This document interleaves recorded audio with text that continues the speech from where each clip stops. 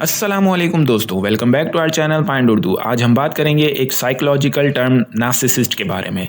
Narcissist वो शख्स होता है जो अपने आप को बहुत ज़्यादा पसंद करता है और दूसरों से ज़्यादा खुद पर फोकस रखता है।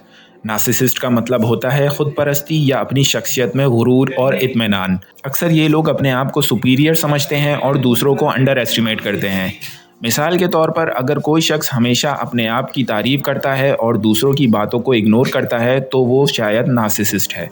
दूसरी मिसाल, कुछ लोग अपने अचीवमेंट्स को बहुत ज़्यादा हाईलाइट करते हैं और दूसरों की फीलिंग्स को इग्नोर करते हैं। उनकी ये बिहेवियर नार्सिसिज्म का एक तरीका हो सकता है। अब कुछ सेंटेंसेस से इसको समझते हैं। Narcissistic people become so engrossed in their personality that they tend to ignore others' feelings। Narcissist लोग अपनी शख्सियत में इतना मगन हो जाते हैं कि वो दूसरों की फीलिंग को इग्नोर कर देते हैं।